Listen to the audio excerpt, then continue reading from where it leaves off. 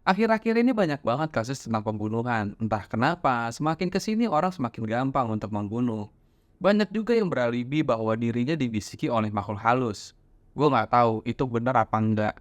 Menurut kalian gimana? Seperti film satu ini, sebuah tragedi pembunuhan yang akhirnya terbongkar karena arwah dari korban merasuki orang terdekatnya dan akhirnya peristiwa ini pun terbongkar karena hal tersebut. Film ini berjudul Vina Sebelum 7 Hari. Gue gak mau banyak bercerita tentang film ini, apalagi story-nya, karena story-nya ya sebenarnya gitu-gitu aja. Tapi gue pengen ngasih tahu apa aja sih sebenarnya yang gue suka dari film ini, di luar ngomongin masalah eksekusinya yang buruk. Ya, balik lagi ya, Anggi Umbara tuh gak ada yang pernah menarik filmnya. Yang gue suka dari film ini yang pertama adalah ketika kita nonton film ini, di awal kita diberikan informasi tentang film ini mengandung unsur kekerasan. Jadi dari awal kita bisa berpikir tentang logika kita harus berjalan ketika kita menonton film ini karena banyak tingkat kekerasannya yang akan ditanyakan di film ini. Itu sebenarnya salah satu hal yang menarik, informasi yang baik. Film ini menurut gue nggak ada satupun unsur yang bisa dibawa. Hanya sebatas menceritakan ulang tentang tragedi pembunuhan dengan konsep audiovisual yang baik. Sebenarnya kalau kita telah lagi sebenarnya film ini kayak kita nonton reka adegan yang biasanya ada di berita-berita. Tapi jauh lebih baik secara penvisualannya. Karena ya balik lagi, ini kan film bioskop ya gitu. Tapi jika digambarkan, ya udah kayak reka adegan yang ada di berita-berita aja. Isu sosial yang dibawa pada film ini cukup relevan dengan kondisi saat ini tentang bullying. Jadi film ini juga bisa memberikan introspeksi diri terhadap siapapun. Jadi janganlah berlaku kejam terhadap orang lain. Bully itu benar-benar nggak bagus loh. Sama Koji. Dia apaan sih nggak mau? Nok tahu kok gimana cara ngadepinnya. Gitunya itu tuh. Nurunin dari Abah. Dramatisasi dan eksekusinya tidak ada yang menarik sama sekali. Kalau dibilang ini film horor, gue nggak ngerasa ini ada horor-horornya. Lebih banyak ya udah tingkat kekerasannya aja. Itu menurut gue. Tapi yang lebih penting adalah sebenarnya kenapa gue bilang film ini bolehlah ditayangkan.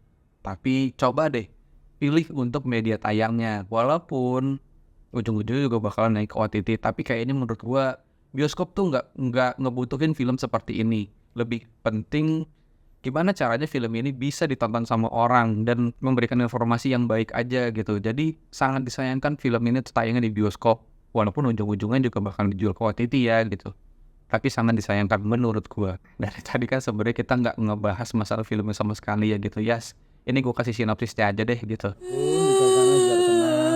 Yang kabur ke Jakarta jangan lupa Mbak itu otaknya Mbak itu. Pada tahun 2016 tersimpan kisah pilu seorang gadis bernama Vina. Di usia 16 tahun dia harus meregang nyawa karena kekejaman dari geng motor. Gue nggak tahu deh, emang 2016 itu sebenarnya geng motor tuh lagi rame-ramenya. Seingat gue sih sebelum itu, cuman nggak tahu juga ya. Dulu sih seingat gue di Depok rame banget ya, tapi sebenarnya kisah ini tuh berangkat dari tanah Cirebon. Vina ini adalah orang Cirebon. Nah mungkin waktu itu di Cirebon lagi rame-ramenya geng motor kali ya. Kedua mayat yang ditemukan di Jalan Layang Desa Kepompongan Talun Cirebon merupakan korban kecelakaan tunggal. Kalau misalkan kita nonton filmnya, gak usah nonton filmnya sebenarnya, kita nonton trailernya aja sebenarnya. Kita bisa ngeliat bahwa kekejaman itu terjadi ketika dia berada di sebuah jembatan. Dan tubuhnya pun juga ditemukan ketika sudah meninggal, pada pagi harinya ditemukan di sebuah jembatan. Sewajarnya kasus pembunuhan, banyak alibi yang diberikan kepada orang yang dibunuh. Nah, alibi yang diberikan pada film ini adalah seolah-olah Vina ini mengalami kecelakaan dan meninggal. Tapi keluarga nggak sesimpel itu untuk mempercayai hal tersebut. Karena melihat kondisi Vina ketika dimandikan mayatnya, banyak luka-luka yang dilihat oleh keluarga tidak wajar. Nah, akhirnya dari hal ini, keluarga pun berpikir bahwa Vina sepertinya tidak meninggal dalam kondisi kecelakaan, tapi lebih ke arah pembunuhan ataupun kekerasan terhadap dirinya. Ada yang belum aku cerita ke Abah soal Vina. Ada luka-luka yang gak wajar, Pak. Tangannya Vina itu patah, tulangnya keluar. Tapi karena pada saat itu tidak ditemukan bahwa kasus ini adalah kasus pembunuhan, akhirnya mayatnya Vina ini akhirnya dikebumikan.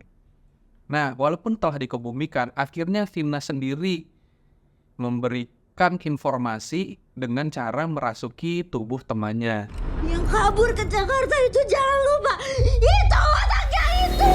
Nah, akhirnya arwahnya si Vina ini memasuki tubuh temannya yang bernama Linda. Nah, Linda ini menjadi sebuah perantara terhadap informasi-informasi apa aja yang nggak sesuai dengan kenyataannya. Akhirnya dari informasi inilah terungkap bahwa kasus ini bukan kasus kecelakaan, tapi lebih ke arah kasus pembunuhan. Setelah film ini tayang, menurut informasi masih ada tersangka yang belum tertangkap.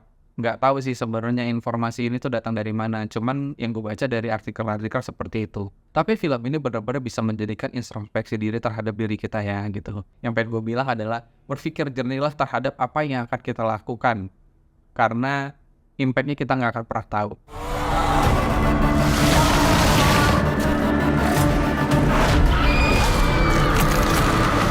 Pokoknya aku mau orang itu dipenjara.